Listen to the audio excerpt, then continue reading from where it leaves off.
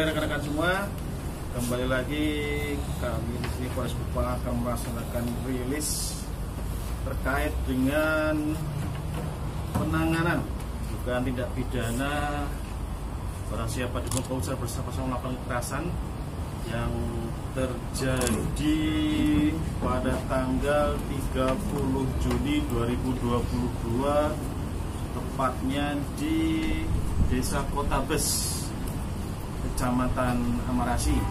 Dan nanti juga akan dilanjutkan dengan rilis kedua tentang pencurian.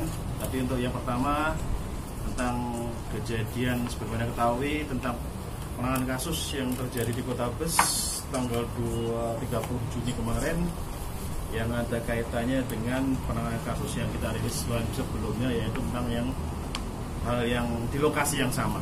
Selanjutnya akan dijelaskan oleh Pak Kasatreskin. Pak Kasih, silakan. Selamat sore rekan-rekan. Selamat sore rekan-rekan media.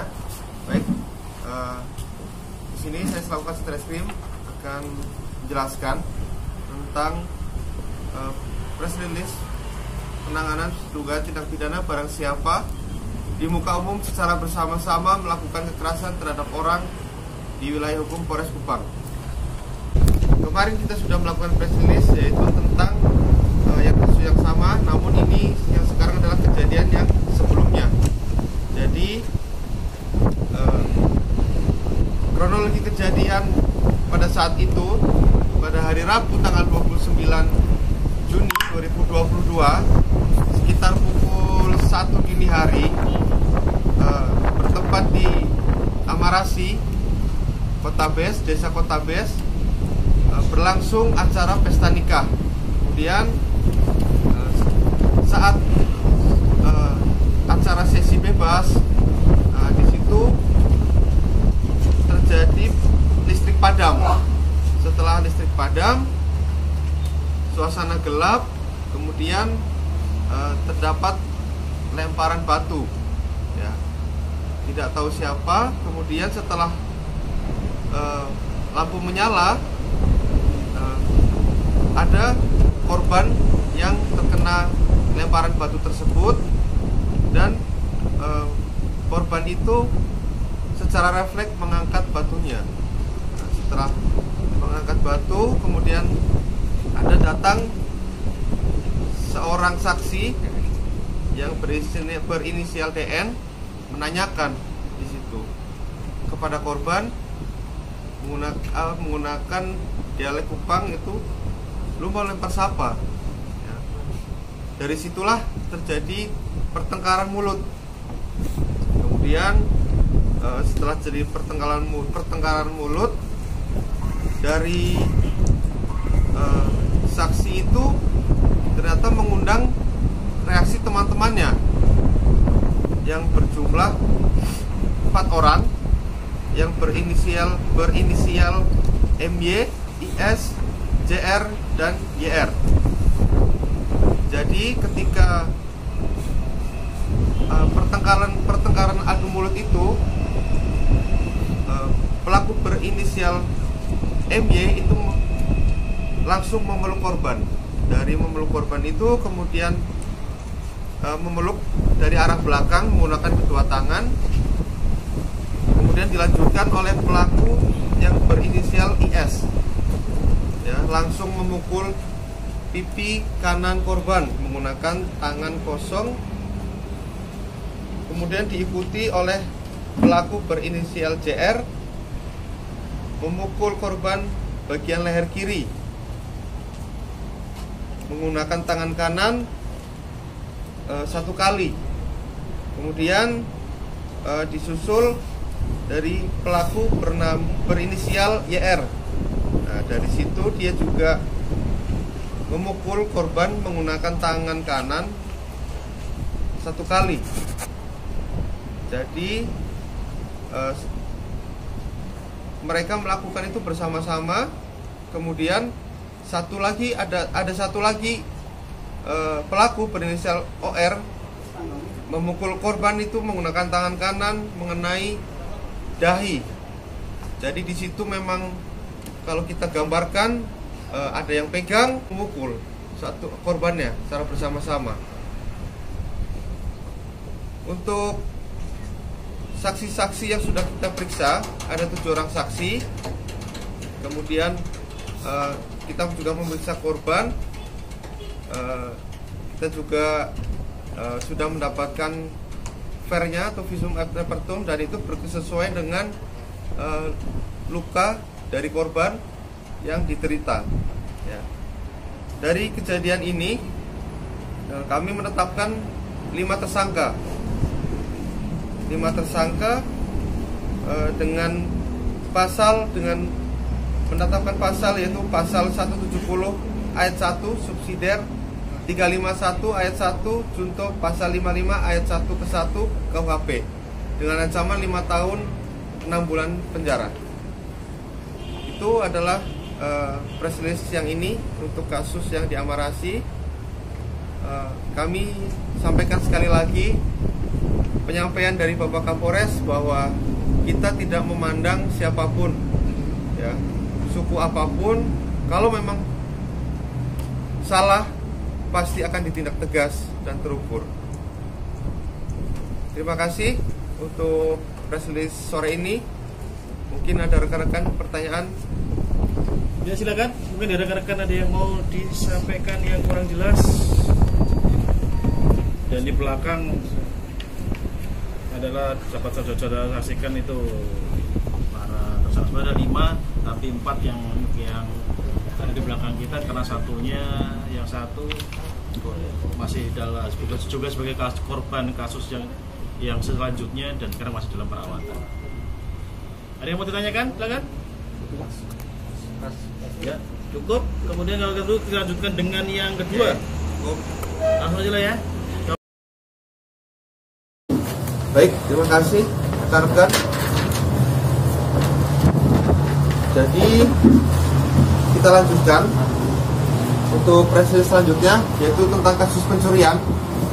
TKP-nya ada di Tanah Merah, ikut Polsek Kupang Tengah. Jadi kronologinya adalah ketika korban pergi dari rumah sekitar tanggal 3 Juli 2022 sekitar pukul 12, korban sudah memastikan semua pintu rumah dikunci. Setelah sekembalinya korban ke rumah sekitar pukul 18, korban mendapati rumah itu dalam keadaan terbuka, pintu dalam keadaan terbuka, kemudian lemari juga sudah terbuka dan barang-barang sudah berserakan di lantai. Setelah dicek, ternyata korban di situ kehilangan kamera Nikon, kamera merek Nikon D5200, kemudian HP merek Asus. Setelah kejadian tersebut, korban melaporkan ke pihak kepolisian dan kita bersama-sama dengan korban melakukan penyelidikan. Setelah beberapa hari, tepatnya hari Seninnya, tanggal 5, korban melihat postingan yang ada di Facebook akun Papa Muda. Facebook ini hasil screenshotnya.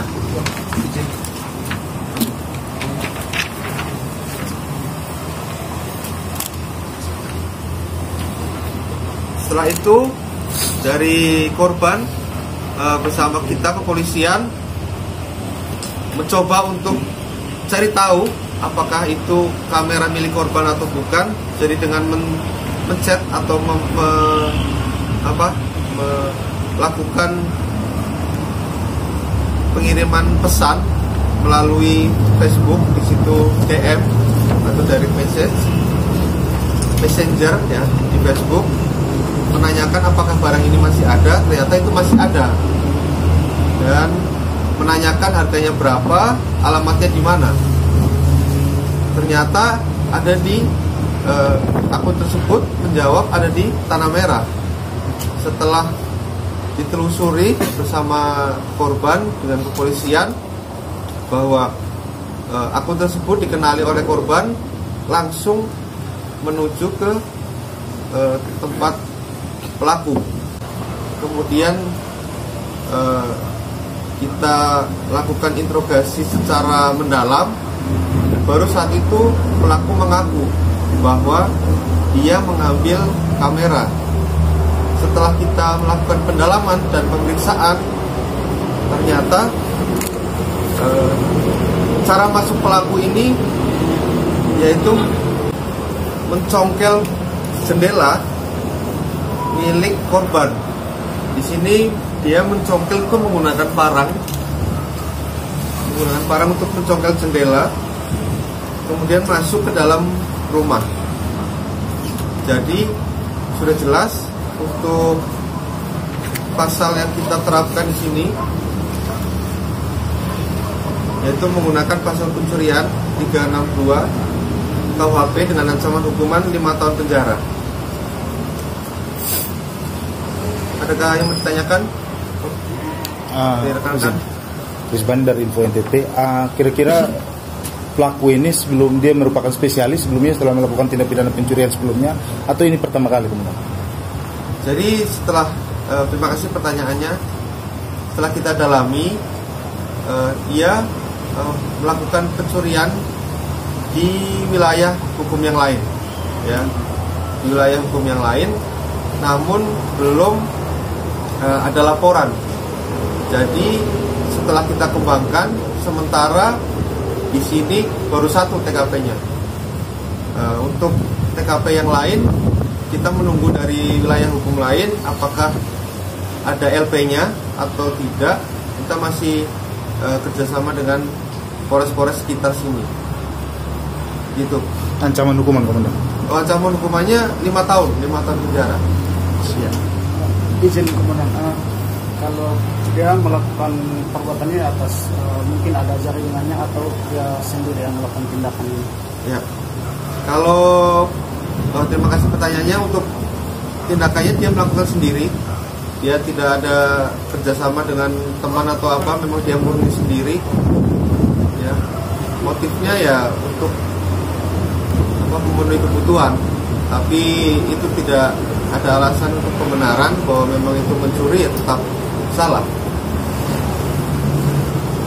Izin sehari-hari pekerjaan.